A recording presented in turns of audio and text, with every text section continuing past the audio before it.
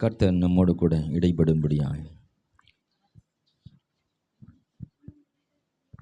வேதம் வாசிக்கிறவங்க இல்லை, யாராவது வாசிக்கிறீங்களா? யோவான் எழுதின சுவிசேஷ புத்தகம் 2ஆம் அதிகாரம்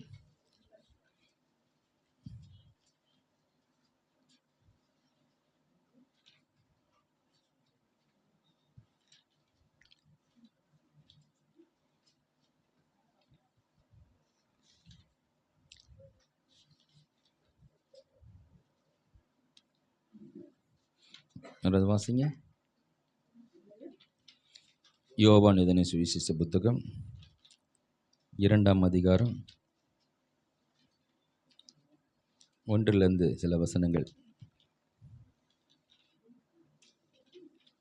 3ஆம் நாளிலே காலியாவுள்ள கானான் ஊரில் ஒரு கல்யாணம் நடந்தது. இயேசுவின் தாயும் அங்கிருந்தார். இயேசு அவருடைய சீஷரும் அந்த கல்யாணத்திற்கு அழைக்கப்பட்டிருந்தார்கள்.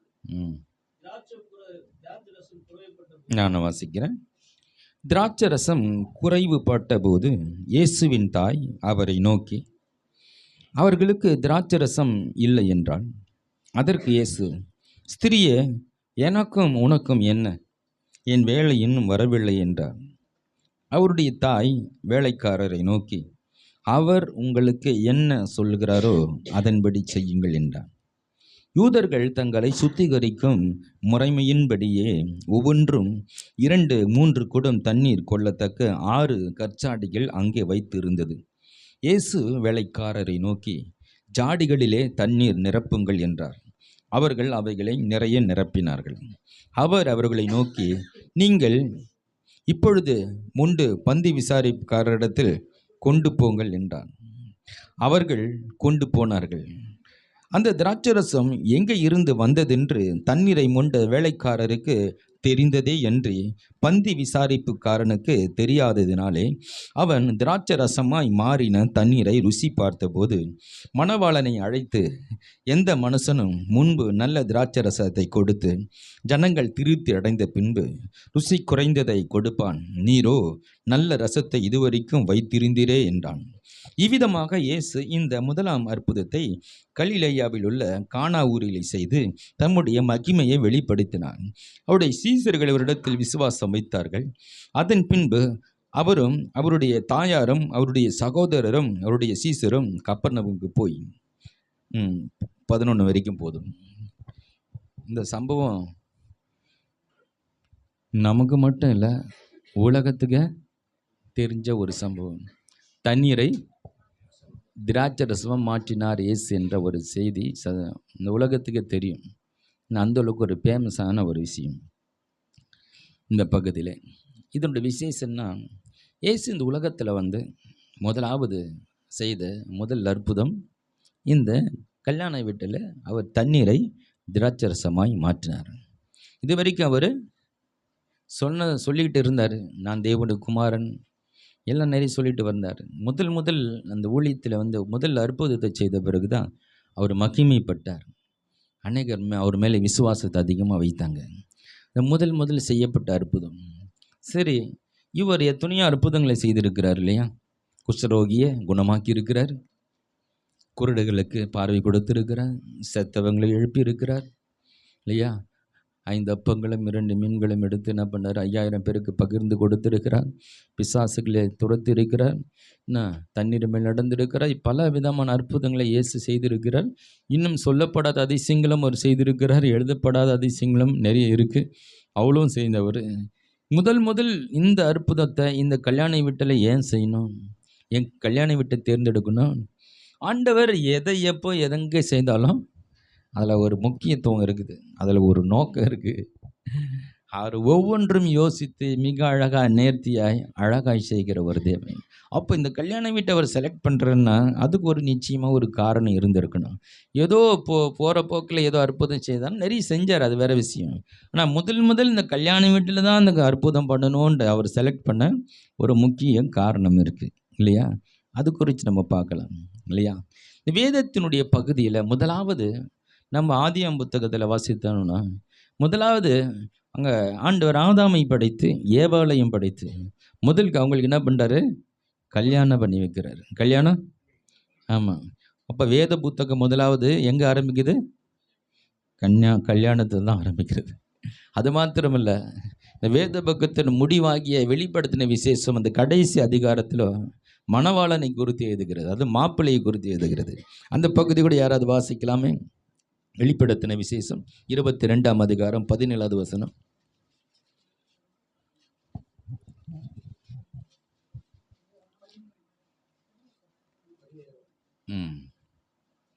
22:17 கடைசி அதிகாரம் வெளிப்படுத்தின விசேஷம். ஆவியும் ம் மணவாட்டியும் ஆ ம் என்கிறார்கள், ம் கேட்கிறவனும் வா என்கிறார்கள். ஆவியும் மணவாட்டின்னு யார்? கல்யாண பொண்ணு. கல்யாணம். ஆமாம், கல்யாண பொண்ணுன்னா கல்யாணம் ஆன் பண்ணலையா? போதா? சரி, ஓகே. இந்த வேதம் ஆரம்பிச்சது கல்யாணத்தில், வேதத்தில் முடிகிறதும் கல்யாண பொண்ணை பற்றி கல்யாணம் பற்றி தான் சொல்லுது. அப்போது கல்யாணம் என்பது ஆண்டுடைய பார்வையில் மிகவும் விவாகம் யாவருக்கும் கனமுள்ளது அப்படின்னு வேத வசனம் இருக்குது. இப்போ கல்யாணத்தை தேவன் மிகவும் கனமாய் பார்க்கிறார், முக்கியமான ஒரு சம்பவமாக பார்க்குறார் இல்லையா? ஒரு ஆணும் பெண்ணும் ஒரு வாழ்க்கையில் இணைந்து அவர்கள் புதிய ஒரு உலகத்தை, புதிய ஒரு மனிதனை பிறப்பிக்கக்கூடியவர்களாய் மாறும் பொழுது அந்த பாட்டை ஆண்டவர் ரொம்பவும் கனம் பண்ணுறார். ரொம்ப ஆமாம். ஏன்னா ஆண்டவர் இந்த உலகத்தில் மனிதனை படைத்து அவர் தான் மனிதனை உண்டாக்கினார் இல்லையா? மனிதனுக்குள்ளாக ஏவாளை வெளியே கொண்டு வந்து இவர்கள் வாழ்ந்து இன்னொரு புதிய ஒரு மனிதனை உருவாக்கும் ஆற்றலை அவங்களுக்குள்ளே வைத்து அவங்க அதற்காக முற்படுகிற அந்த காரியத்தை தேவன் உயர்வாய் பார்க்கிறார். ஹல்லேலூயா. கல்யாணத்தை தேவன் ரொம்ப என்ன பண்ணார்? மதிக்கிறார், கனப்படுத்துகிறார்னு புரியுது. நம்மளாம் நம்ம தப்பாக நம்ம ஒரு கல்யாணத்தை வேற மாதிரி புரிஞ்சுக்கிட்டு வேற மாதிரி நம்ம நடந்துக்கிட்டு கல்யாணன்ற ஒரு மாதிரியை தப்பாக புரிஞ்சுக்கிறோம். ஆனால் தேவன் அதை கனப்படுத்துகிறார். விவாகம் யாவருக்கும் கனமுள்ளது. அப்போ ஒரு ஆணும் பெண்ணும் சேர்ந்து வாழ்கிற அந்த வாழ்க்கையை தேவன் முக்கியத்துவப்படுத்துகிறார். தேவன் அப்படி தான் படைத்திருக்கிறார் இல்லையா? ஆணும் பெண்ணும் ஒன்றாக இணைந்து இந்த உலகத்தில் வாழ்ந்த ஒரு புது மனிதரை, ஒரு பரிசுத்த சந்ததி உண்டாக்கும்படிய ஆண்டவர் செய்கிற அந்த காரியத்தை ஆண்டவரே அதை கனம் பண்ணுறார். அதனால தான் ஆண்டவர் இந்த கல்யாணத்தை முக்கியப்படுத்தி இந்த கல்யாண வீட்டில் முதல் தன்னுடைய அற்புத ஊழியத்தை ஸ்டார்ட் பண்ணுறார். அற்புத ஊழியத்தை ஸ்டார்ட் பண்ணுறார். அது மாத்திரமல்ல, இயேசு தான் மணவாளன். இயேசு தான் மணவாளன் அழைக்கிறார். சபையாகி நாம் தான் மணவாட்டி என்று வேதம் அழைக்கிறது. ஆனால் இங்கே அந்த இயேசு அற்புதம் செய்த பிறகு எல்லாரும் மணவாளன் கிட்ட போய் கேட்குறாங்களா? என்ன மணவாளன், அதாவது மாப்பிள்ளை கிட்ட கேட்குறாங்களா? நீங்கள் முதல் கொடுத்தீங்களா அந்த திராட்சை ரசம், அது கொஞ்சம் சுமாராக தான் இருந்தது. ஆனால் இப்போ ரெண்டாவது கொடுத்தீங்களே அது சூப்பராக இருந்தது. எப்போவுமே கல்யாண வீட்டில் என்ன பண்ணுவாங்களா, ஃபஸ்ட்டு நல்ல சாப்பாடு போடுவாங்க, கடைசியில் சாப்பாடு பத்தலைன்னா என்ன பண்ணுவாங்க, ஏதோ ஒன்று மிக்ஸ் பண்ணி ஏதோ ஒன்று அர்ஜென்ட்டாக சாம்பாருக்கு கல்லுக்கு இருக்கிறத வச்சு சாப்பிட்டுட்டு போங்கன்னு கூட்டு பொரியல் எல்லாம் காலி ஆகிட்டு இருக்கும். அதனால் கொஞ்சம் சாம்பார் அது ஏதாவது இருக்குது ரசத்தை அதை ஊற்றி சாப்பிட்டு போங்கன்னு கடைசி நேரத்தில் போகிறவங்களுக்கு இதான் கிடைக்கும். ஆனால் இங்கே எப்படி நடக்குதுன்னா, முதல் கூட்டத்தை அந்த திராட்சை ரசம்லாம் நல்லா தான் இருந்தது.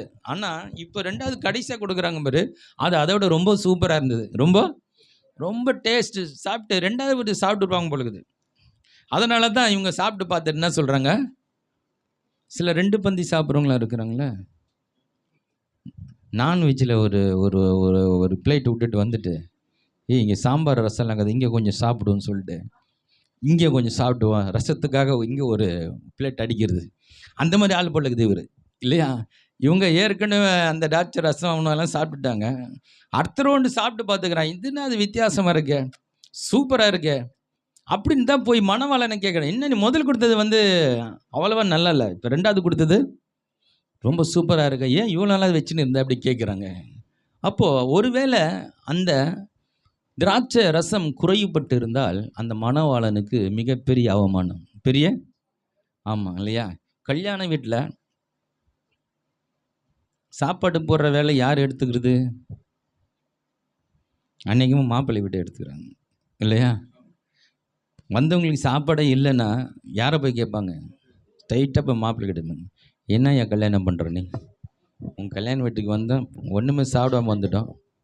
ஃபோன் பண்ணி வேறு கேட்பாங்க, நீ எதுக்கு நீ ரிஜிஸ்டர் மேரேஜ் பண்ணீங்க தானே, இல்லை எல்லோரும் கூப்பிட்டு பட்டினி அமிச்சியப்பா, நாங்கள் இதுக்கு வேறு ஆட்டோ பிடிச்சின்னு வந்தோமே, அப்புறமா ஹோட்டலில் போய் சாப்பிட்டோமே, இப்படிலாம் சொல்லுவாங்களே. இப்படி ஒரு அவமானம். கல்யாண வீட்டில் சாப்பாடு சரியில்லைனாலும், சாப்பாடு பத்தலைனாலும் அது யாருக்கு அவமானம்? மாப்பிள்ளைக்கு அவமானம். அதை மாப்பிள்ளைகிட்ட கேட்குறாங்க, மணவாளன் இடத்துல போய் கேட்குறாங்க, முதல் கொடுத்தீங்களா அந்த திராட்சரசம் அவ்வளோ நல்லா இல்லை, இப்போ கொடுத்து ரொம்ப நல்லா இருக்கு, ஏன் இப்போ இது கடைசியாக கொடுக்குறீங்க, எல்லாம் நல்லது முதல்ல கொடுப்பாங்க, அப்புறம் தான் மீந்து போனதை கொடுப்பாங்க அப்படின்னு கேட்குறாங்க. ஏன் இங்கே அற்புதம் பண்ணுறேன்னா, இயேசு ஒரு மணவாளன், இயேசு மணவாளன். இந்த மணவாளன் அவமானப்படக்கூடாதுன்னு இயேசு அங்கே பார்க்குறார். இயேசு, ஆமாம், அது இயேசு ஒரு மணவாளன் இருக்கிறப்படன்னு இந்த மணவாளன் அவமானப்படுத்தக்கூடாதுன்னு இந்த மணவாளன் போய் என்ன பண்ணுறாரு? திராட்சை ரசத்தை கொடுக்குறாரு. அப்போது மணவாளனா அங்கே போய் நிற்கிறாரு அந்த கல்யாண வீட்டில். அவர் ஒரு மாப்பிள்ளை போல் நின்று அந்த கல்யாணத்தை பார்க்குறாரு. எல்லாரும் நல்லா சாப்பிட்டுட்டு போனோம், அங்கே குறைவுபட்டு இருக்கிறது. ஆண்டவர் அங்கே போய் என்ன பண்ணுறாரு? தண்ணீரை திராட்சை ரசம் மாட்டுகிறார். இது அப்படியே பார்த்துட்டு அப்படியே கொஞ்சமாக போகலாம். உங்களை 8 மணிக்கெலாம் நான் என்ன பண்ணுவேன்? வீட்டுக்கு அனுப்பிச்சிடுவேன் இன்னைக்கு. அவரு கொஞ்சம் ஐயா கொஞ்சம் டைம் எடுத்து ரொம்ப பேசுவார். நான் கொஞ்சமாக வந்தாலும் கொஞ்சம் டேஸ்ட்டாக போட்டுட்டு, அரை பிளேட் பிரியாணி இருந்தால் கூட டேஸ்ட்டாக சாப்பிட்டு போகணும்.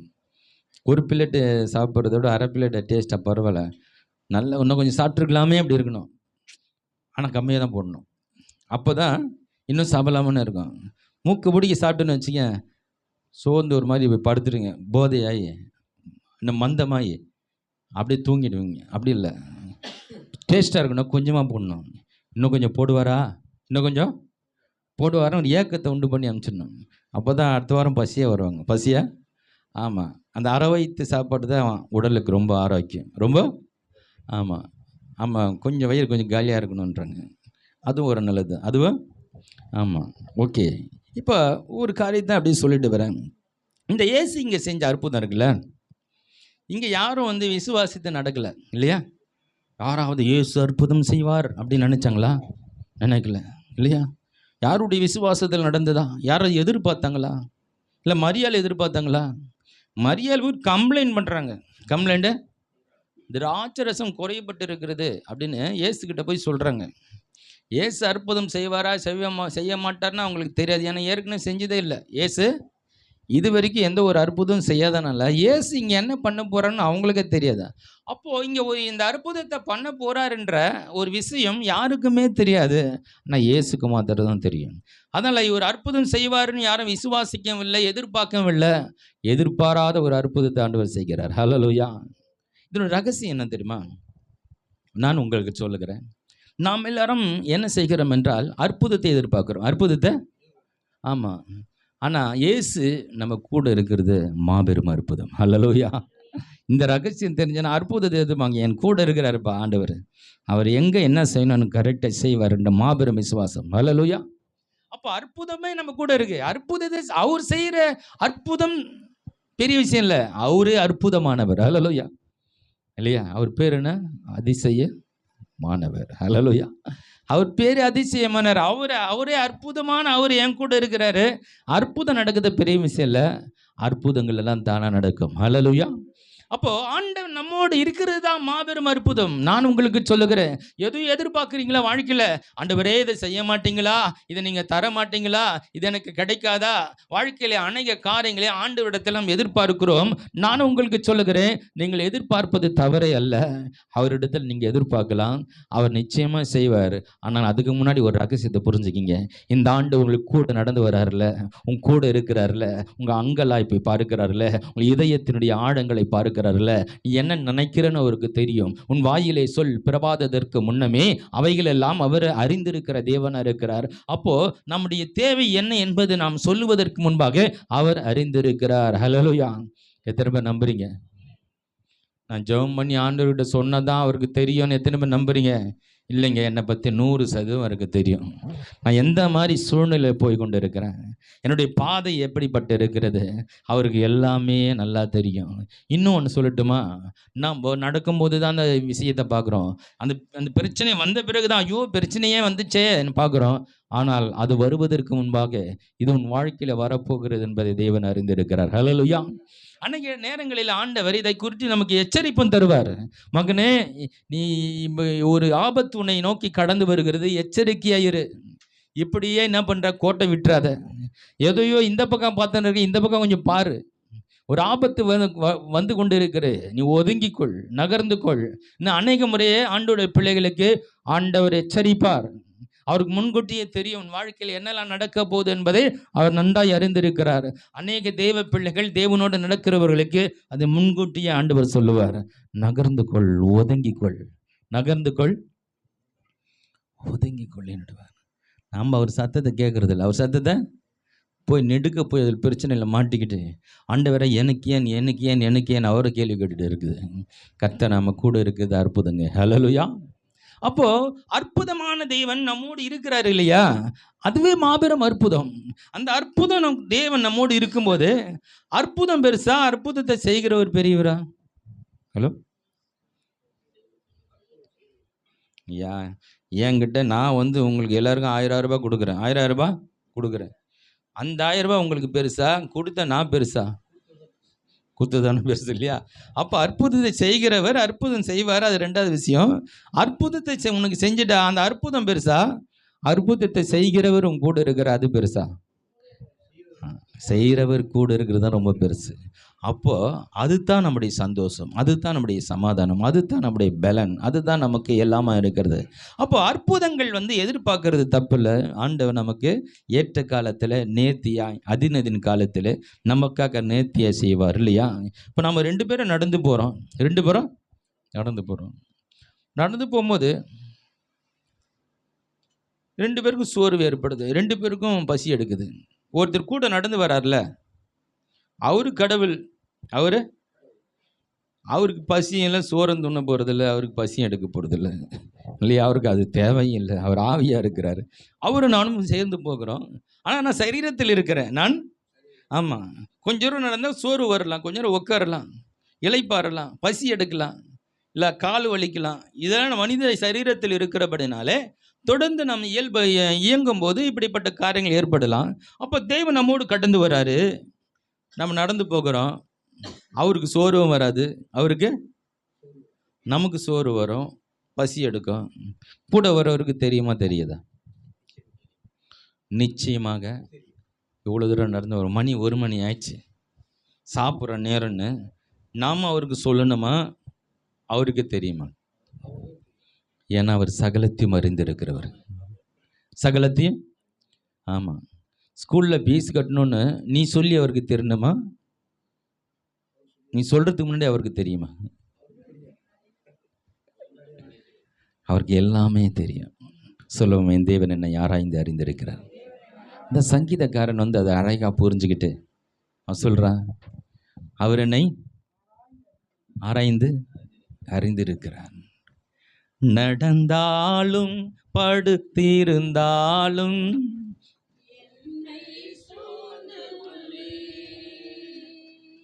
நடந்தாலும் படுத்திருந்தாலும் என்னை சூழ்ந்து உள்ளே. உட்காருதலையும் எழுதலையும், உட்காருதலையும் எழுதலையும் அறிந்து இருக்கின்றே ஐயா, அறிந்து இருக்கின்றே. உம்மை பிரிந்து வாழ முடியாதையா இசையா, இசையா, இசையா, இசையா. கர்த்தாவே என்னை ஆராய்ந்து அறிந்து இருக்கின்றேன். கர்த்தாவே என்னை ஆராய்ந்து அறிந்து இருக்கின்றேன். என் வழிகளெல்லாம் நீர் அறிவீர், என் வழிகளெல்லாம் நீர் அறிவீர், எல்லாம் உம் கிருபை ஐயா, எல்லாம் உம் கிருபை. உம்மை பிரிந்து வாழ முடியாதையா ஏசையா, ஏசையா, ஏசையா, ஏசையா. அவர் நம்மை அறிந்திருக்கிறார் வேற, ஆராய்ந்து அறிந்திருக்கிறார் வேற, இல்லையா? இப்போ ஐயாவை எனக்கு தெரியும், ஐயாவை செந்தில் ஐயா எனக்கு தெரியும். ஏன்னா அவர் வாரம் சர்ச்சுக்கு வர்றாரு, வாரம். ஆமாம், அவர் ஒரு வாட்ச்மேன் வேலைக்கு நைட்டில் போகிறாரு, பகலில் இஸ்திரி போகிறாரு. இது மாதிரி சின்ன அவரை பற்றி சில விஷயங்கள் எனக்கு தெரியும்.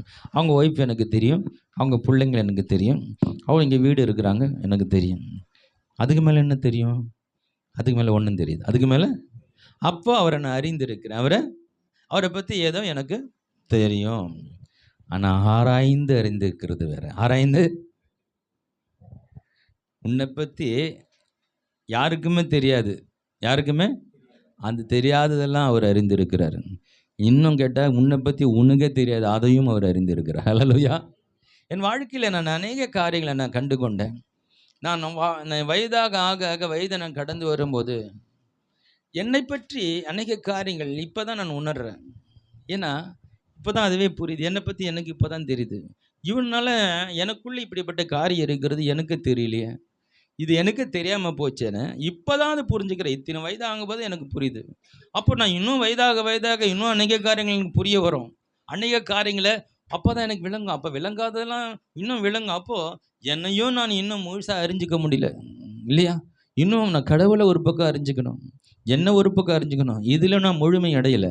ஆனால் என் தேவன் என்னை முற்றிலுமாக ஆராய்ந்து அறிந்திருக்கிறார். ஹல்லேலூயா. என்னை பற்றி முழுசாக எனக்கு தெரியலைங்க, ஆனால் தேவனுக்கு முழுசாக தெரியும். ஹல்லேலூயா. நீ எப்படி பேசுவ, நாளைக்கு இந்த நேரத்தில் என்ன சொல்லுவேன்னு நமக்கே தெரியாதில்ல. நீ சொல்ல முடியுமா?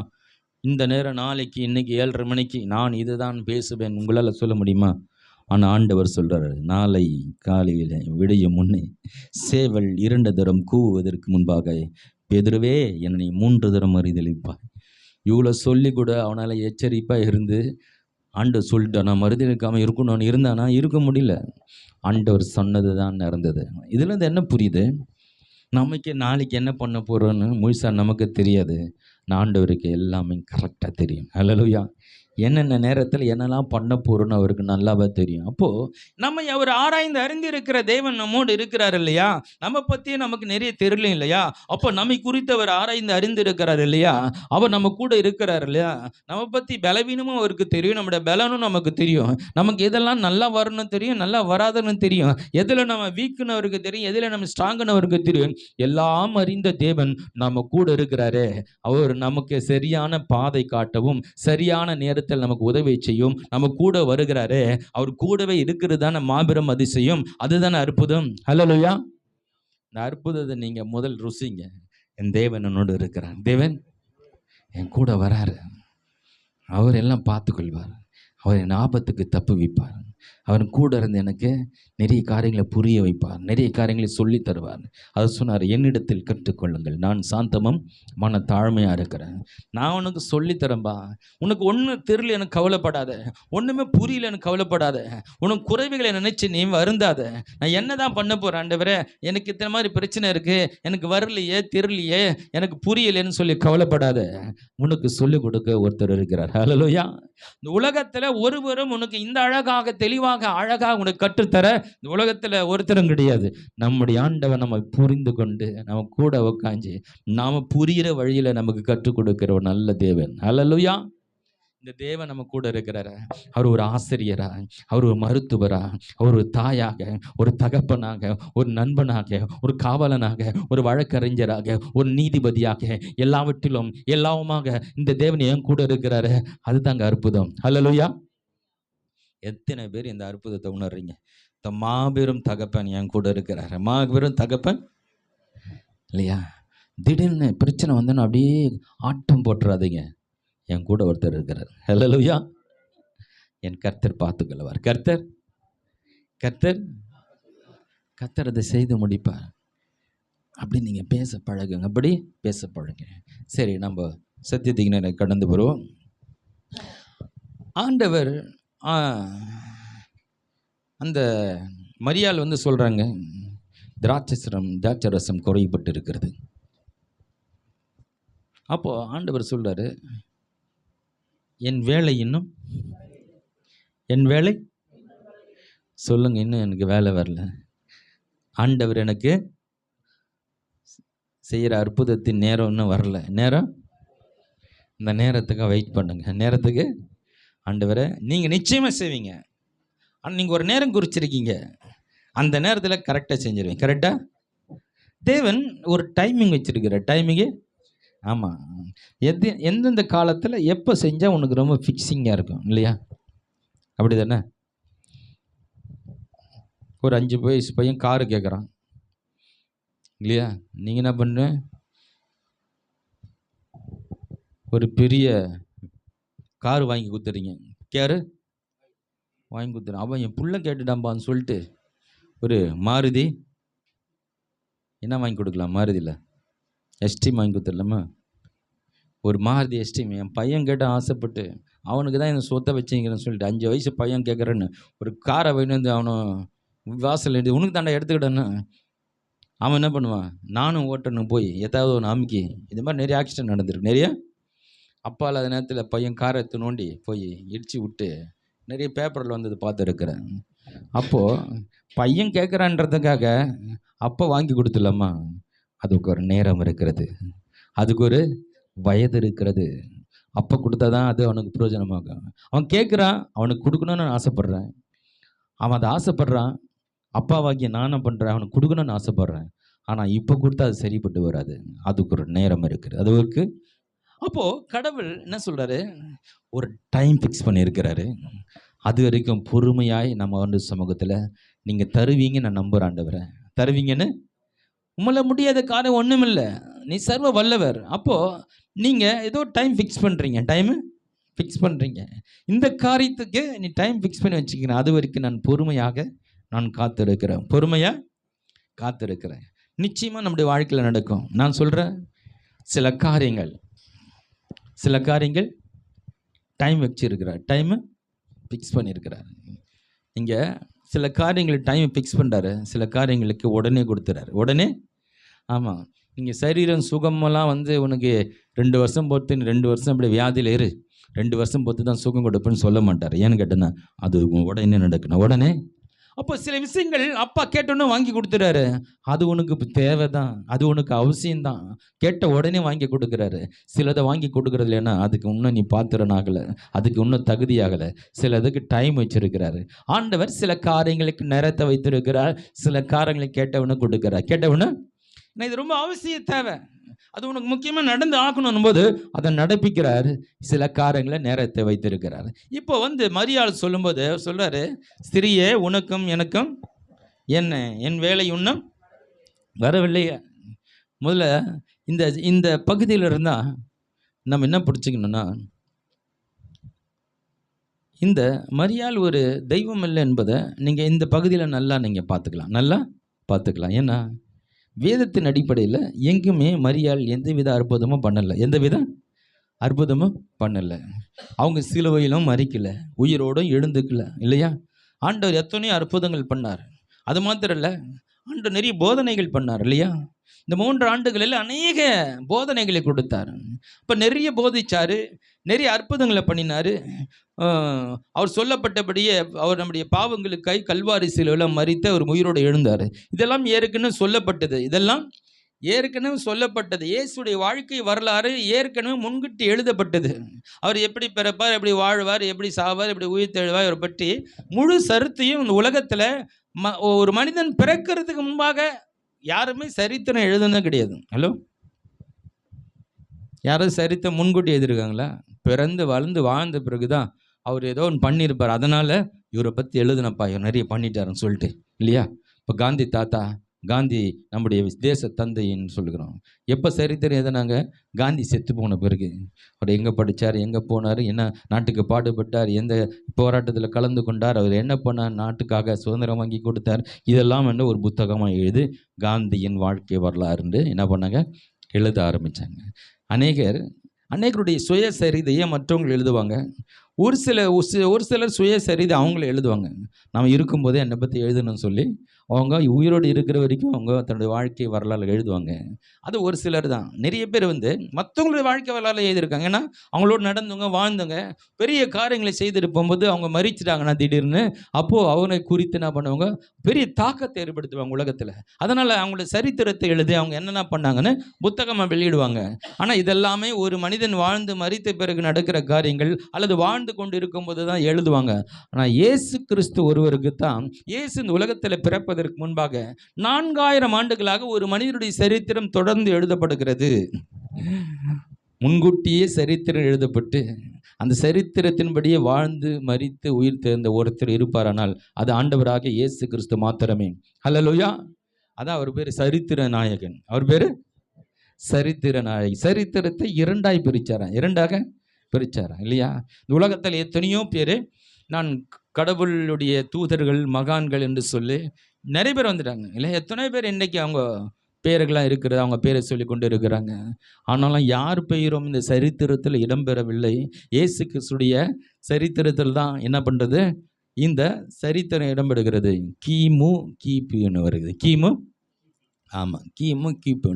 2 பிரிவுகள். இந்த இயேசு கிறிஸ்துக்கு முன்னாடி, கிறிஸ்துவுக்கு பின்னாடி இருந்தால் சரித்திரம் இரண்டாய் பிரிக்கப்படுகிறது.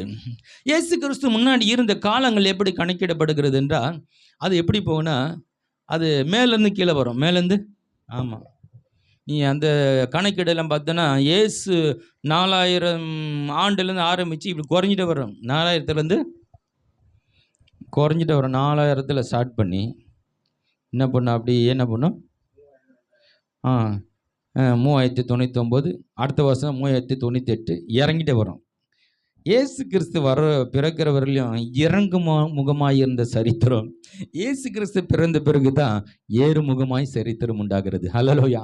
ஒரு மனிதனுடைய வாழ்க்கையில் இயேசு எப்போ வராரோ அவன் வாழ்க்கையில் இறங்குமுகமாய் இருக்கிற அந்த சரித்திரம், அவனுடைய சரித்திரம் ஏறுமுகமாய் மாறுகிறது. ஹல்லேலூயா. நான் சொல்ல முடியும், நீங்கள் சொல்ல முடியும். என்றைக்கு ஆண்டவராக இயேசு கிறிஸ்து உள்ளத்தில் ஏற்றுக்கொண்டீங்களே, அன்னிலிருந்து உங்கள் வாழ்க்கையில் ஒரு ஏறுமுகம் ஒன்று இருக்கு, ஒரு உயர்வு மேன்மை நீங்கள் பார்த்துருப்பீங்க. இது நிற்காது, அது உயர்ந்து கொண்டு முன்னேறி கொண்டே போய் கொண்டே இருக்கும். ஹல்லேலூயா. அப்ப இயேசு கிறிஸ்து உலகத்தின் சரித்திரத்தை மாத்தம் பிரித்தவர் அல்ல, உங்களுடைய வாழ்க்கை சரித்திரத்தை ஆண்டவர் மாற்றி அமைத்திருக்கிறார். உங்கள் வாழ்க்கையில இறங்குமுகமாய் இருந்த அந்த வாழ்க்கை சரீரத்தை ஏறுமுகமாய் மாற்றி இருக்கிறார். ஹல்லேலூயா. பாருங்க, ஆண்டவருடைய காரியங்களை படிக்கும்போது அவ்வளவு ஆச்சரியமா இருக்குது. என் வேலை இன்னும் வரவில்லை. அதனால் மரியாள் எந்த விதமான அற்புதங்களும் வேதத்தில் செய்ததாகவும் இல்லை. அவங்க எங்கேயுமே நான் வழியும் சத்தியம் ஜீவனம்னு சொல்லவில்லை. எனக்கு வணங்கணும்னு சொல்லி அவங்க சொல்லவும் இல்லை. அப்போ இயேசு ஒரு பெற்றெடுத்த ஒரு தாயாக இங்கே கணிக்கப்படுகிறாங்களே தவிர அவங்க எதுவும் வேதத்தில் பெருசாக செஞ்ச மாதிரி தெரியல. இயேசு கிறிஸ்து மாத்திரம்தான் இங்கே முதல் அற்புதத்தை செய்து நான் ஒரு தேவனுடைய குமாரன் என்று அவருடைய மகிமை வெளிப்படுத்தினதை இங்கே பார்க்க முடிகிறது. அப்போ ஒரு வேலை இன்னும் வரவில்லை. அப்போது சில காரியங்கள் அவங்க நடக்கலைன்னு கவலைப்படாதீங்க. அவர் வேலை இன்னும் வரல. பொறுமை ஆண்டவரை நீங்கள் செய்வீங்கப்பா. நீங்கள் யோபு சொல்கிறால, நீ செய்ய நினைத்தது தடைபடாது, நீ செய்ய நினைத்தது சகலத்தையும் செய்ய எல்லாம். யோபு வாழ்க்கையில் பல பிரச்சனை மத்தியிலும் அவன் பொறுமையாக இருக்கிறான். யோபின் பொறுமையை நினைத்து கொள்ளுங்கள். வாழ்க்கையில் எல்லாத்தையும் இழந்துட்டான். எல்லாமே 10 பிள்ளைங்க ஒரே நாளில் செத்து போட்டாங்க. நினைச்சால நமக்கு கண்ணீர் வந்துடும் இல்லையா? நல்ல வசதி படைத்தவன், அந்த ஊரில் அவன் செல்வந்தன், பெரிய பணக்காரன். காலை நெய் ஊற்றி கழுவானா? காலை நம்ம சுடு தண்ணி ஊற்றிக்கிட்ட கழுவுறது இல்லை. ஏன்னா நம்ம அது வேறு சூடு பண்ணி கேஸ் காலை இடம்னு சொல்லி நான் பச்சை தண்ணியிலே குளிச்சிருங்க. சரி, கொஞ்சம் சூடு பண்ணி தான் குளிக்கிறது, குளிராக இருக்கு. இல்லை வேணாம், பச்சை தண்ணியில் குளிக்கிறேன். அவன் நெய்யில் காலை, அவர் எவ்வளோ பேர் பணக்காரன் பாரு. ஆயிரம் கணக்கான ஆடு மாடுகள், குதிரைகள், ஒட்டகங்கள், கோவேறு கழுதைகள் எல்லாம் இருந்தது. பாருங்க, அவனுக்கு 3 பெண் பிள்ளைகள், 7 ஆண் பிள்ளைகள். 3 பெண் பிள்ளைகளை வேலைன்னா ஒவ்வொரு நாளைக்கு ஒரு வீட்டுக்கு போகணும். 3 பேர் பெண் பிள்ளைங்க என்ன பண்ணணும், ஒவ்வொரு சகோதரன் வீட்டுக்கு ஒரு நாள் விருந்து. 7 பேர், அவங்களுக்கு 7 பேர் ஒரு நாள் அவங்க வீட்டில் போய் சாப்பிட வேண்டியதான். ஒவ்வொரு 7 இப்போ சகோதரன் வீட்டில் போய் 7 நாள் விருந்து சாப்பிட்டு வர, இதுதான் தொடர்ந்து நடக்கும். இன்றைக்கி அண்ணன் வீட்டில் சாப்பிடணும், இன்றைக்கி தம்பி வீட்டில் சாப்பிடணும். அவங்க ஒவ்வொரு நாளைக்கு ஒரு வீட்டில் தங்கி என்ஜாய் பண்ணுறாங்க. அப்படிப்பட்ட ஒரு வசதி படைத்த வாழ்க்கையில் பிசாசு உள்ளே புகுந்து அந்த குடும்பத்தை நாசப்படுத்துகிறான். ஒரே நாளில் அந்த 3 பெண் பிள்ளைகளும் 7 ஆண் பிள்ளைகளும் ஒரே காற்று அவனை வீட்டில் புகுந்து அடித்து அந்த காற்று திணறி எழுந்து போகிறாங்க. ஆடுகள் மாடுகள் எல்லாத்தையும் ஓட்டிகிட்டு போகிறாங்க எதிரிகள். சரீரத்தில் தோல் புண்ணாகி சுருண்டி கொண்டு இருக்கிறான். தரையில் சாம்பல் எடுத்து பூசிக்கிறான். மனைவி சொல்கிறான், தேவனை தூஷித்து ஜீவனை விட்டு. எதுக்குப்பா இன்னும் இருக்கிற செத்து போன்றான். ஒரு பக்கம் மனைவி இருக்கிறதுலே மனைவி சொல்கிற வார்த்தை தான் நமக்கு பலன் கொடுக்குறது. ஆனால் இந்த மாதிரி ஒரு மனைவி சொல்லி சீக்கிரம் செத்துப்போன்னு சொன்னான். அவனெல்லாம் இருக்கிறதே உடம்பு வேற போச்சு, பிள்ளைங்க வேற செத்துட்டாங்க, சொத்து எல்லாம் போச்சு. எவ்வளோ ஒரு இழப்புகள், எவ்வளோ மன வேதனையாக இருக்குது. அந்த மனைவி என்ன சொல்லிடுறேன், கவலைப்படாதப்பா, நம்ம பிள்ளைக்கு போனாலும் நான் உனக்கு துணையாக இருக்கிறேன், உன் கஷ்டத்தில் நான் நிற்கிறேன், கவலைப்படாத, கடவுள் நமக்கு ஒரு வழியை திறப்பார்னு சொல்லியிருக்கணும். அவன் சொல்லிட்டான். தேவனை தூஷித்து அதையும் கேட்டுக்கினவன் அதையும் கேட்டுக்கிட்டு பொறுமையாக. 10ஆவதுக்கு அவனுடைய சகோதரர்கள் நண்பர்கள் வராங்க. அவங்க நீ எதனா பாவம் செஞ்சுருப்ப, நீ எதனா தப்பு பண்ணியிருப்ப, அதனால தான் உன் வாழ்க்கையில் வந்தது, நீ இப்படி நினச்சி பாரு, யோசித்து பாரு, அவரு நல்லவர், நீ தப்பு பண்ணியிருக்கிறன்னு சொல்லி அவங்க ஒரு பக்கம் குற்றம் சுமத்துறாங்க. ஆனால் ஆண்டவர் சொன்னார், யோபின் மீது கண் வைத்தாயோ, அவன் உத்தமனும் சன்மார்க்கனும் தேவனுக்கு பயந்து பொல்லாப்புக்கு விலகுறனுமாகிய அவனை போல ஒருத்தனை இல்லைன்றார். ஹல்லேலூயா. அவனை மாதிரி ஒருத்தனை இல்லைன்றாரு. இங்கே அவன் நண்பர்கள் நீ தப்பு தண்டா பண்ணியிருப்ப, நீ சரியில்லை, அதான் உனக்கு இந்த பிரச்சனைன்னு சொல்லி அவனை குற்றப்படுத்துக்கிறாங்க. இதெல்லாம் தாங்கிட்டு அவன் இருக்கிறான். ஒரு கட்டத்தில் நான் ஏன் இருக்கணும், மரித்து போய் அவரை பார்க்க போகிறேன்ற அளவுக்கு வந்துட்டான். ஏன்னா அவ்வளோ கொஞ்சம் யோசித்து பாருங்கள், 10 பிள்ளைங்க செத்துட்டாங்க. ஒரு பிள்ளை செத்தா மாதங்கள் எழுதணும். தன்னுடைய சந்ததியே போயிடுச்சு, உடம்பு போயிடுச்சு, வியாதி, சொத்து போச்சு, சுகம் போச்சு, எவ்வளோ ஒரு இழப்பின் மத்தியில் இருக்கிறார். ஆண்டவர் வேகமாய் வருகிறார், வேகமாய் இறங்கி வருகிறார்.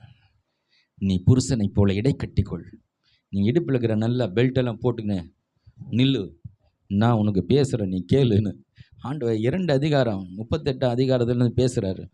நான் பேசுகிறேன், நீ கேளுனார். பேசுகிறத கேளுண்ணா, பேசிட்டே இருக்கிறார். போய் வடித்து பாருங்கள் நீங்கள். யோபின் புத்தகத்தில் 38 அதிகாரத்தில் இயேசு பேசுகிறாரு. பேச பேச கேட்க கேட்க அவன் இழந்து போன நம்பிக்கையை தட்டி எழுப்புகிறார். அவனுக்கு உள்ள அந்த செத்துப்போன விசுவாசம் மறுபடியும் துளிர்க்கிறது, ஒரு நம்பிக்கை வருகிறது.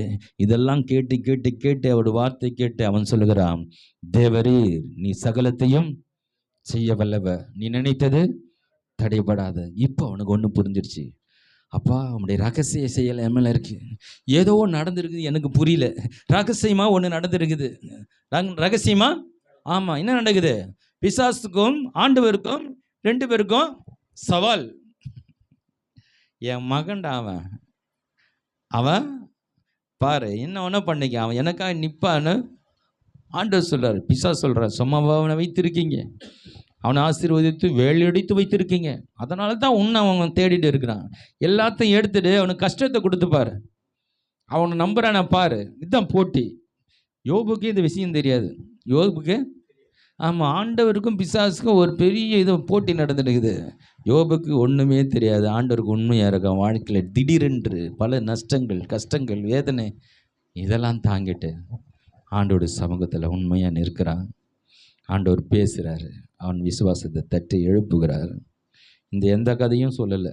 எந்த கதையும் நான் தான்ப்பா அனுப்பிச்சி விட்டேன் பிசாசை, நான் தான் அமுச்சு விட்டேன், அதனால தான் இந்த கஷ்டம், அந்த மேட்டர்லாம் அவன் பேசவில்லை. நான் யார் என்பதை பேசினார்.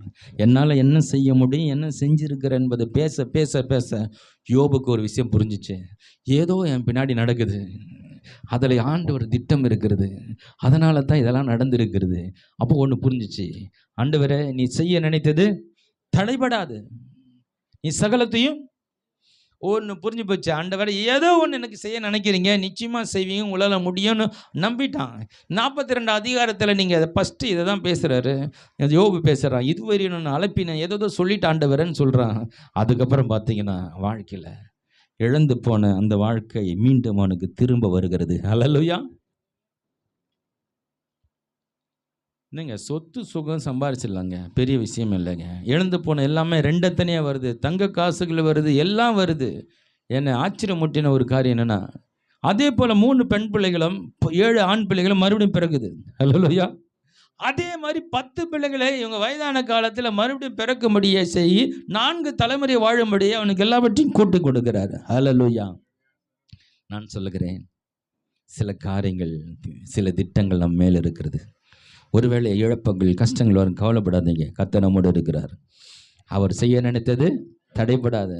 நம்ம கஷ்டப்படுறது, கவலைப்படுறது, அதெல்லாம் அவருடைய சித்தம் இல்லை, நோக்கம் இல்லை. அப்படி வருதுன்னா ஏதோ ஒரு காரியம் ஆண்டவர் நமக்கு அனுமதித்து இருக்கிறார், அது மூலமாய் ஒன்று கற்றுக் கொடுக்க விரும்புகிறார். நம்ம பொறுமையாக இருந்த, ஆண்டவரை என் திட்டம் என் மேலே இருக்குது, நீங்கள் நிச்சயமாக என் வாழ்க்கையில் பெரிய மாற்றத்தை கொண்டு வரீங்க, இதனால் ஒரு பெரிய எனக்கு ஆசீர்வாதம் வரப்போகுது, பெரிய ஆசீர்வாதம் வரப்போகுது, என் வாழ்க்கை பெருசாக மாறப்போகுது, எவ்வளோ கீழே போனனோ அவ்வளோ மேலே வரப்போகிறேன் நம்புகிறேன். ஆண்டவரை எவ்வளோ கீழே போகிறீங்களே ஆண்டவரை நம்பி நீங்கள் வாழும்போது, ஒருவேளை உங்கள் வாழ்க்கையில் கீழே போகிற மாதிரி இருக்குதுன்னா கவலைப்படாதீங்க, அந்த அளவுக்கு ஆண்டவர் மேலே கொண்டு வருவார். அல்லேலூயா. சில காரியங்களை நமக்கு அனுமதித்து சில காரியங்களை கற்றுக் கொடுக்குறார். சில காரியங்களை ஆமாம் உபத்திரத்தின் வழியாய் கற்றுக்கொண்ட வேதத்தை சொல்லப்படுது. சில காரியங்களை சிலருக்கு அந்த வழியில் போனால் தான் புரியும், சிலது புரியாது. சிலர் வேணும்ன்ட்டு ஆண்டவர்கள் நடத்துவா, இங்கே போனால் தான் உனக்கு புரியும் இல்லையா. வயிற்று வலி வந்தால் தானே வயிற்று வலியை துடிக்கிறோன்னு பற்றி நமக்கு தெரியும். வயிற்று வலின்னா என்னென்ன தெரியாத நமக்கு. ஒருத்தன் வயிற்று வலியில் துடிச்சா நான் போப்பா இப்போ பார்த்தா வயிற்று வலின்னு கற்றுனுக்கிறேன், நம்ம அவனை பார்த்தா கேலி பண்ண தோணும். சில டைமில் அந்த வயிற்று வலி வந்துச்சுன்னா அப்போ தான் தெரியும், இவ்வளோ கஷ்டமா. ஏன்னா ஒரு 2 வருஷத்துக்கு முன்னாடி ஒரு சின்ன பலகை என் கால் மேல் விழுந்துடுச்சு. அதில் என்னுடைய கால் விரலில் சின்ன எலும்பு கொஞ்சம் உடஞ்சிடுச்சு. அது மழை காலமாக இருக்குது. அந்த கட்டு போடுறவன்னா சொன்னார், காலை தண்ணியில் வைக்கக்கூடாது, காலை தண்ணியிலே வைக்கக்கூடாது, இந்த கட்டு இருக்கணுன்ட்டார். போகிற இடம்லாம் தண்ணியாக இருக்குது, எங்கே பார்த்தாலும் மழையாக பெய்யுது, காலை எங்கே வைக்க, வீட்டை விட்டு வெளியே வர முடியல, பாத்ரூம் கூட வெளியே போக முடியல, அது வெளியே போய் தான் போகணும். அப்போது இங்கேருந்து கொஞ்சம் தூரம் நடந்து போங்களே, அப்போ தான் எனக்கு ஒன்று புரிஞ்சுது. அப்போ தான் காலை நடக்க முடியாதவங்களுக்கு கஷ்டம் என்னன்னு அப்போ தான் என்னால் உணர முடிஞ்சுது. சின்ன அடிப்பட்டு நம்மளுக்கு எவ்வளோ நடக்கிறது, எவ்வளோ பிரச்சனை இருக்கே. சில நடக்க முடியாதவங்களுடைய வாழ்க்கை நிலைமை என்ன, அவங்க எவ்வளோ கஷ்டப்படுவாங்க. அதுபோல் சில விஷயங்கள் நம்ம சில அனுபவங்கள் வழியாக போகும்போது தான் புரியும். அல்லேலூயா. சில காரியங்கள் நமக்கு புரியாது, ஏன்னா நமக்கு விளங்காது. சில காரியங்கள் அதை அனுபவிக்கும் போது தான் புரியும். சிலர் அப்படி அனுபவித்து அதை நடத்தி அதை அவங்களுக்கு புரிய வைப்பார். சிலர் புரிஞ்சுப்பாங்க. சிலர், அதாவது யாருக்கு எல்லாம் புரியும், புரிஞ்சிக்க முடியாதவங்களுக்கு தான் இந்த அனுபவத்தில் நடத்துகிறார். எல்லாரும் அப்படி நடத்த மாட்டார். ஆனால் வேதத்தை படித்து, வேதத்தை ஆமாம், அதாவது தாவீது சொல்லுகிறாரு, நான் இரவிலே ராத்திரியில் நம்முடைய வேதத்தை தியானிக்கிறேன். அப்படி தியானித்த போது எனக்கு போதித்தவர்களை காட்டில நான் பெரிய புத்திசாலி ஆகிட்டேன். நான் இவர் போதித்தவர்களை வயசானவங்க, அனுபவசாலிகள், அவங்கெல்லாம் இவங்களுக்கு அட்வைஸ் பண்ணுவாங்க, புத்தி சொல்லுவாங்க. ஆனால் இவர் வேதத்தை படித்து படித்து அதன் மூலமாக அநேக காரியங்கள் கற்றுக்கொண்டபடினாலே இவர் சொல்கிறார், அவங்களுக்கு காட்டிலும் பெரிய ஆளாயிட்டேன் நான், அவங்களுக்கு காட்டிலும் எனக்கு பெரிய ஞானம் வந்துடுச்சு. ஹலோ, இதெல்லாம் புரியாதவங்களுக்கு தேவன் செய்கிறாரு. ஆனால் இதெல்லாம் எனக்கு வராமல், இந்த அனுபவமே இல்லாமல் நான் ரொம்ப கரெக்டாக நடக்கணும்னா ஒரு நல்ல வழி இருக்கிறது. வேதத்தை படித்து இரவும் பகலும் அதன் மேல் தியானமாக இருக்கிற மனுஷன் அவன் பாக்கியவான். அவன் நீர் கால்களின் ஓரமாய் நடப்பட்டு தன் காலத்தில் தன் கனியை தந்து இலையுதிராயிருக்கிற மரத்தை போல இருப்பான். அவன் செய்வதெல்லாம் வாய்க்கும். எல்லாருக்கும் ஒரே அனுபவம் இல்லை, எல்லாரும் ஒருத்தர் இல்லை. சில விஷயங்கள் தான் நம்ம ஒன்றா இருக்கிறோம். நம்ம வந்த பிறந்த இடம் வேற, சூழ்நிலை வேற, வாழ்ந்தது வேற, படிப்பு வேற, அறிவு வேற, புத்தி வேற, எல்லாமே வேற வேற இருக்குது. அதனால எல்லாரும் நம்ம கொஞ்சம் வித்தியாசப்படுகிறோம். சிலருக்கு ஆண்டவர் இப்படி சொல்லித்தராரு, சிலருக்கு ஆண்டவர் வேற மாதிரி சொல்லித்தராரு. இந்த அனுபவம்லாம் வேண்டாம் ஆண்டவரை, நான் கரெக்டாக நடக்கிறதுக்கு ஒரு வழி சொல்லுங்கப்பா. நான் எங்குமே தவறு பண்ணக்கூடாது, நேர்த்தியாக இருக்கணுடைய பாதை அப்படின்னா ஒரு நல்ல வழி நமக்கு வைத்திருக்கிறார். விலை மதிக்க முடியாத பொக்கிஷத்தை உங்கள் கரங்களில் கொடுத்துருக்கிறார். அதை படித்து படித்து தியானிக்க நீ செய்கிற காரியமெல்லாம் ரொம்ப கரெக்டாக இருக்கும். அல்லேலூயா. இந்த குறைவற்ற வேதத்தை படிக்க உங்களை குறைவற்றவர்களாக மாற்றிவிடும். சரி, இப்போ நம்ம என்ன பார்த்தோம்? ஆண்டவர் என் வேலை இன்னும் வரவில்லை.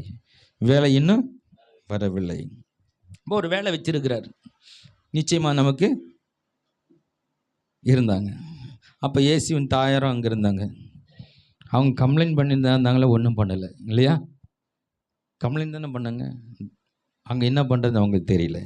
சரி, அப்போது அவங்க என்ன சொல்கிறாங்க வேலைக்காரர்கிட்ட?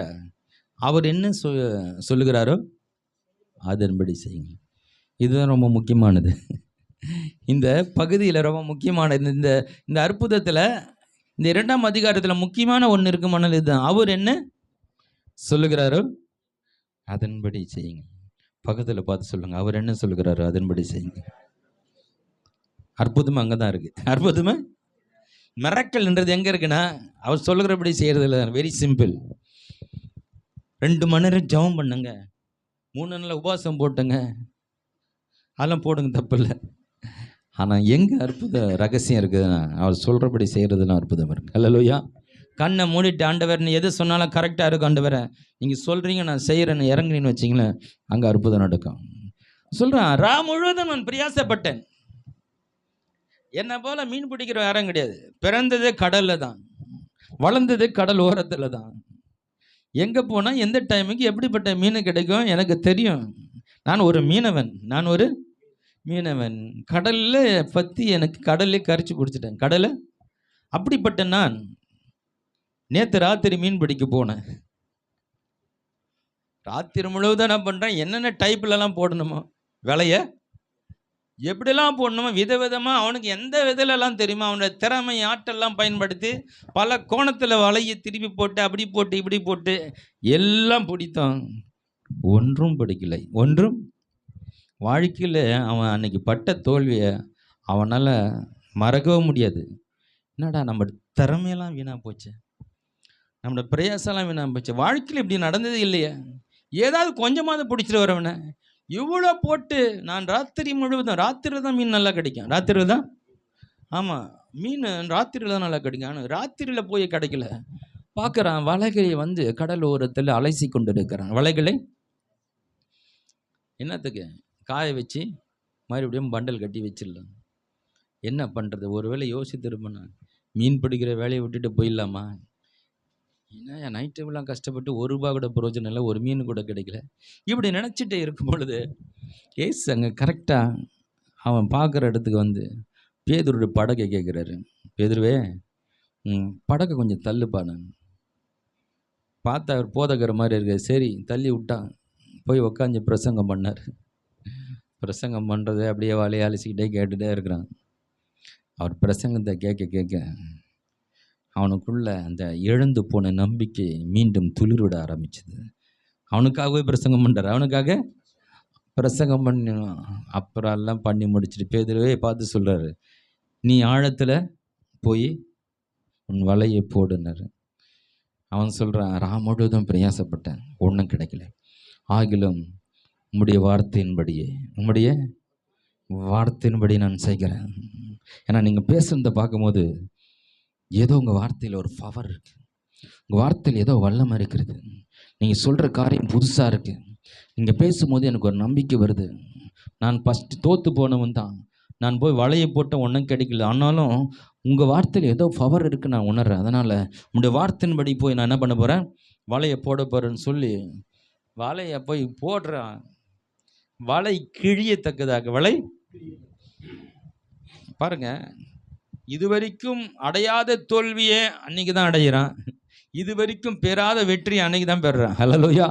என்ன வித்தியாசம்னா, இயேசுவுக்கு முன்னு இயேசுவுக்கு பின்னு. இயேசுவை சந்திக்க முன் மாபெரும் தோல்வி, இயேசுவை சந்தித்த பின்னு மாபெரும் வெற்றி. ஹல்லேலூயா. வெறுமையான படகை நிரம்பி வழிகிற படகாய் மாற்றுகிறார். ஒரே விஷயம் தான், என்ன தெரியுமா? உம்முடைய வார்த்தையின்படி இந்த வளையப்படுகிறேன்.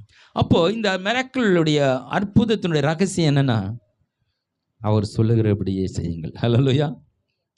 ரொம்ப முக்கியமானது. இவங்க என்ன பண்றாங்க? ஆண்டவர் சொல்லார், அவர் வேலை என்ன தெரியுமா? என் வேலை இன்னும் வரலன்னு சொன்னார். திராட்சை ரசம் குறைவுபட்ட பொழுது அவங்க போய் சொல்கிறாங்க, அதாவது ரொம்ப குறைஞ்சிருச்சு, ரொம்ப கம்மியாக இருக்குது திராட்சை ரசம், இன்னும் கொஞ்சம் நேரத்தில் காலியாகிடும், ஆனால் கொஞ்சம் இருக்குது. அந்த நேரத்தில் தான் மரியாதை போய் என்ன சொல்கிறாங்க, திராட்சை ரசம் குறைவுபட தொடங்கினது இல்லையா? அப்போ தொடங்கின போது சொல்கிறாங்க, அப்பா திராட்சை குறைய ஆரம்பிச்சிருச்சு, ஜனங்க வந்துட்டு இருக்கிறாங்க, என்ன பண்ணுறது தெரியல அப்படின்னு சொல்லி இயேசுக்கிட்ட வந்து சொல்கிறாங்க. இயேசு சொல்கிறார், என் வேலை இன்னும் வரவில்லை. அவர் வேலைன்னா என்ன தெரியுமா?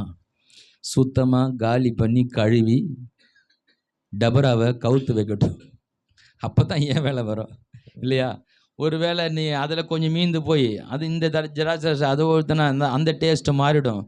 இது டேஸ்ட் வித்தியாசமாக இருக்கணும்.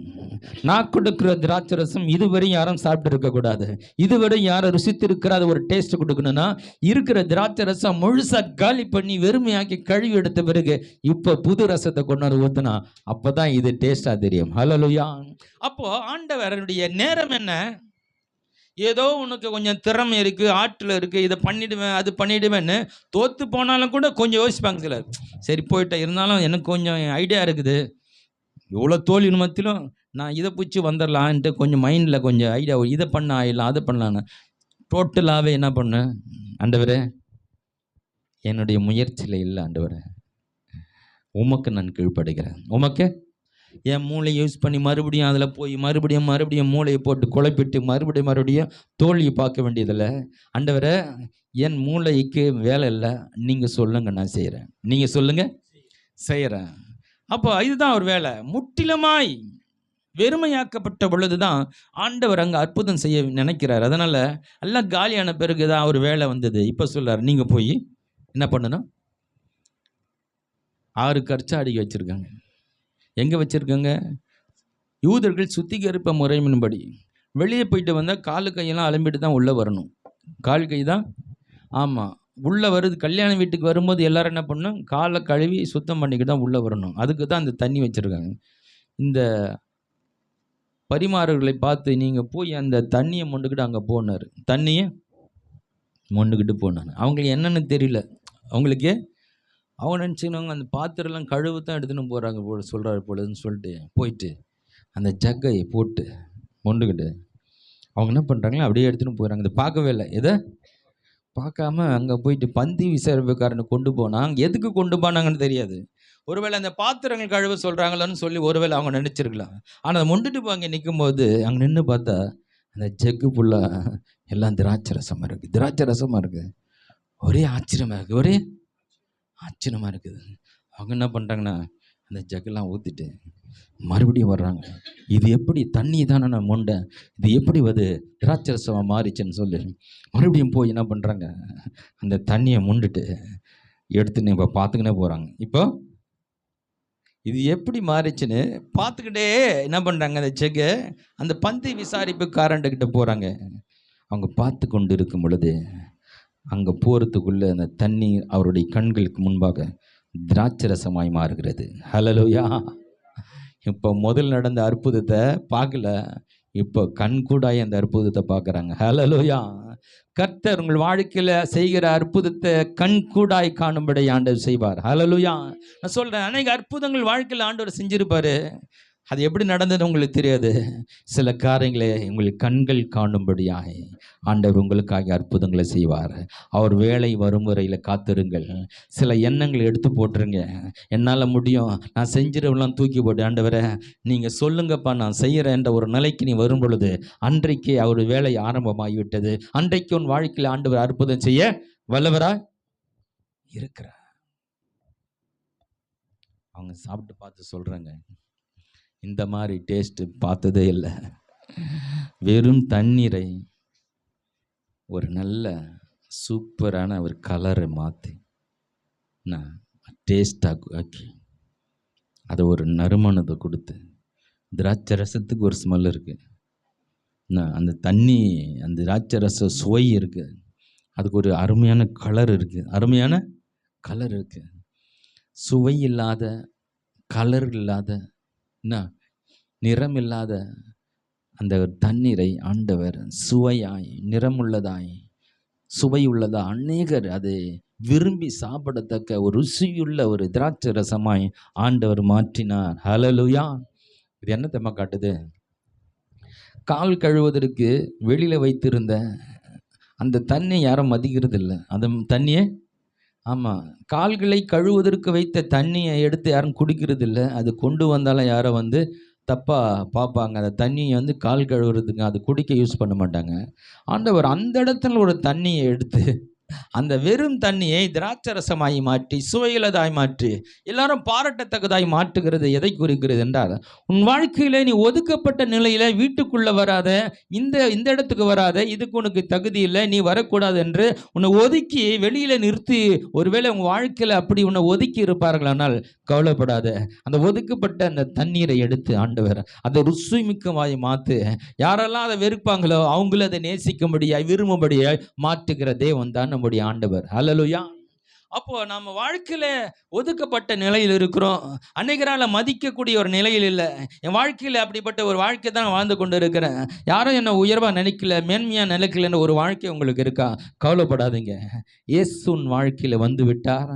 இயேசு உன் அருகில் இருந்தால், இயேசு உன்னோடு இருந்தால், நிச்சயமாக அந்த வெறுமையான உன் வாழ்க்கையை சுவைமிக்கதாய் ஆண்டவர் மாற்றுவார். உன்னை தேடி வந்து உன்னை ருசிக்கத்தக்கதாய் உன் வாழ்க்கையை என் ஆண்டவர் மாற்ற வல்லவராய் இருக்கிறார். ஹல்லேலூயா. ஏதோ கதை மாதிரி சொல்கிறேன்ல, நான் சொல்கிறது ஒவ்வொன்றும் சத்தியமாக இருக்கிறது. ஹல்லேலூயா. நான் சொல்கிற சத்தியம் அநேகருடைய வாழ்க்கையை இப்படி மாற்றி இருக்கிறது. ஒன்றுக்கும் உதவாத இருந்த அநேகர் ஆண்டவர் அநேகர் எடுத்து பயன்படுத்தி ஆச்சரியப்படத்தக்கதாக அங்கே வாழ்க்கையை அநேகரை மாற்றி இருக்கிறார். நான் இது மேலே எத்தனை சாட்சியை கேட்டு இருக்கிறேன். வாழ்க்கையில் நான் இப்படி இருந்தேங்க கீழ் மட்டத்தில், இன்னைக்கு கர்த்தர் என்னை ஆசீர்வதித்து உயர்த்து இன்னைக்கு எனக்கு 10 பேருக்கு வேலை கொடுக்குறவர்களுக்கு உயர்த்திருக்கிறான்னு சொல்லி என் வாழ்க்கையில் இதுவரையில் அற்புதமான அநேக சாட்சிகளை கேட்டு இருக்கிறேன். அதே போல உனக்கும் எனக்கும் அவர் செய்ய வல்லவராக இருக்கிறார். ஹல்லேலூயா. நான் சொன்னேன், கர்த்தர் நம்மோடு இருக்கிறது முதல் அற்புதம். 2வது அற்புதம் அவருடைய வார்த்தைக்கு கீழ்ப்படிவது. ஹல்லேலூயா. அவருடைய வார்த்தைக்கு கீழ்ப்படிவது தான் அற்புதங்கள் ஆரம்பமாகிறது. ஹல்லேலூயா. வாழ்க்கை மாறணும்னு செய்ய நினைக்கிறியா? வாழ்க்கையில் ஏதாவது ஆண்டவர் செய்யணும்னு ஆசைப்படுறியா? எதை நீ எதிர்பார்க்குற? இது செஞ்சா நல்லா இருக்குன்னு ஆசைப்படுறியா? கவலைப்படாத. அவருடைய வார்த்தையின்படி அவருடைய நீங்கள் சொல்லுங்கப்பா நான் செய்கிறேன். அதான் பவுல்கிட்ட அற்புதமான அந்த வார்த்தை, நான் என்ன செய்ய நீங்கள் சித்தமாக இருக்கிறேன். ஒரு மோசமான கொடூரமான வாழ்க்கை வாழ்கிற இந்த சவுலுடைய வாழ்க்கையில் ஆண்டவர் சந்திக்கிறாரு, அழைக்கிறாரு. அவன் சொல்கிற ஒரே வார்த்தை, நான் என்ன செய்ய. வேற ஒன்றும் அவன் பேசவில்லை. முள்ளில் உதைக்கிறது கடினமாமே, நீ துன்பப்படுத்துகிற கிறிஸ்து நானே. கிறிஸ்துவங்களெல்லாம் நீ அடிக்கிறியப்பா, நொறுக்கிறியப்பா. அது அவங்க மேலே அடிக்கல, அந்த அடி என் மேலே தான் விழுது. நான் தான் இயேசுன்னு சொல்லும் பொழுது அந்த கொஞ்ச நேரத்தில் மனம் திரும்பி அவன் ஒன்றுமே சொல்லலை, ஒரே வார்த்தை சொல்லுகிறான், நான் என்ன செய்ய நீங்கள் சித்தமாக இருக்கீங்க. இதான் பவுலுக்கிட்ட நம்ம கற்றுக்கொள்ள வேண்டியது. அந்த ஒரு நொடியில் தன் வாழ்க்கையை விட்டுட்டு நான் இப்போ என்ன செய்யணும் சொல்லுங்க. ஹல்லேலூயா. நீ தான் எனக்கு வேணும், நீ தான், உன்னை கொண்டு தான் இப்படிப்பட்ட சொல்கிற ஒரு ஆளை எடுத்து நான் பயன்படுத்த முடியும். நீ எனக்கு வேணும்னு சொல்லி அவனை எடுத்து தான் ஆண்டவர் வல்லமையாய் பயன்படுத்தினான். பல சபைகள் உருவாக்கப்பட்டது, பல அற்புதங்கள் நடந்தது. அவருடைய கச்சைகள் எல்லாம் எடுத்து போட்டு அநேகர் சுகம் அடைஞ்சாங்க. அவன் போட்டுக்கிற ட்ரெஸ்ஸை கொண்டு போய் போட்டு அநேகர் சுகம் கிடைத்தது. அல்லேலூயா. செத்தவனை எழுப்பினா, பிறவி சப்பானி எழுப்பினா, எத்தனை அற்புதங்கள் நடக்குது. எத்தனையோ ஆண்டவர், நீ தான்பா எனக்கு வேணும், உன்னைத்தான் நான் பயன்படுத்த விரும்புகிறேன். ஆனால் நீ இந்த ஒரு வார்த்தை சொல்ல தயாராக இருக்கியா? என்ன? நான் என்ன செய்ய நீ சித்தமாக இருக்கிறியா? நான் என்ன செய்ய ஆண்டவர், நான் என்ன செய்யப்பா நீ விரும்புகிறீங்க? நான் என்னப்பா செய்யணுங்க சொல்லுங்கப்பா. இந்த நிலையில் இருப்பாயானால் கர்த்தர் உன்னை எடுத்து பயன்படுத்த ரெடியாக இருக்கிறார். அந்த நிமிடம் முதல் அவனுடைய வாழ்க்கையில ஒரு பெரிய மாற்றம், பெரிய மாறுதல். சில தினங்களிலே, சில வருடங்களில் அவன் வாழ்க்கையில பெரிய பெரிய மாற்றங்கள். அவன் பேசினாலே எல்லாம் மாறிடுவாங்க. அவன் பேசினாலே அன்னைக்கு ரட்சிக்கப்பட்டிருப்பாங்க. ஒரு ஒரு ஊரில் ஒரு வருஷம் இருந்த போது அங்கே 4-5 சபை உருவாக்கிடுவாங்க. ஒரு 40 நாளில் ஒரு சபை உருவாக்கக்கூடிய அவனோட திறன் இருந்தது. அவன் பேசினாலே எல்லாம் விழுந்தார். அப்படி பேசுவான். ராஜாக்கள் எல்லாம் இன்னும் கொஞ்சம் கொரிய என்னை விட்டால் நீங்கள் என்ன பண்ணுவீங்க? என்னையும் உண்மை போல மாத்திருவேன். அவர் பார்க்குறாரு, பின்னும் போய் நீதிமன்றத்தில் நிற்க வச்சு அங்கே போய் பிரசங்கம் பண்ணிட்டு இருக்கிறாரு. அங்கே கேட்டு நிறைய பேர் என்ன பண்ணுறாங்க? மாறுறாங்க. ராஜா பார்க்குறா, என்னை விட்டா இன்னைக்கு கொஞ்சம் விட்டா என்னையும் மாற்றிடுவோம் போல இருக்குது. அப்போ நான் எப்படி பேசிடுவேன் பார். அப்போது அவன் பேசும் பொழுது ஒரு பவர், பேசும்போது ஒரு பெரிய அநேகருடைய மனது திறக்கப்படுகிற அப்படிப்பட்ட ஒரு மனிதனாக பவுலை மாற்றுக்க ஒரு காரணம், நான் என்ன செய்ய நீர் சித்தமாக இருக்கிறேன். அல்லேலூயா. இந்த ஒரு வார்த்தை அவனை பெரிய ஆளை மாற்றிடுச்சு. உன் வாழ்க்கையில் ஆண்டவர் பெரிய காரியங்களை செய்ய, ஆண்டவரை நீங்கள் சொல்லுங்கப்பா நான் செய்கிறேன். நான் என்ன செய்யணும்னு நீங்கள் நினைக்கிறீங்க? அதுக்கு தான் ஆண்டவரை இந்த பிறவி எடுத்திருக்கிறேன். இந்த உலகத்தில் நான் எதுக்கு வாழ்ந்தாலும் அது அர்த்தம் இல்லை. எவ்வளோ தான் பணத்தை சேர்த்தாலும் அதனை தூக்கிட்டு போட போகிறதில்ல. எத்தனை பேர் மனிதர்கிட்ட நல்ல பேர் வாங்கினாலும் அவங்க எனக்கு என் கூட வர போகிறதில்ல. என்னோடு கூட எல்லா நேரத்தில் வருகிறவர் நீ ஒருவர் தான். என்னோட நித்தியமாக இருக்க போவர் நீ தான் என் சந்தோஷம், நீ தான் என் சமாதானம், நீ தான் எங்களுடைய எதிர்காலம். உம்மோடு கொடுத்த என் வாழ்நாளை கழிக்க போகிறேன். அது எல்லாமே நீங்கள் தாண்டவரை உன்னுடைய சித்தத்தை செய்வது தான் என்னுடைய வேலை. அதுக்கு தான் இந்த பிறப்பை பிறந்திருக்கிறேன்னு சொல்லி, நான் என்ன செய்ய நீ சித்தமாக இருக்கிறீர் என்ற ஒரு வார்த்தைக்காய் உனக்காய் என் தேவன் காத்து கொண்டு இருக்கிறார். கண்களை மூடுமா?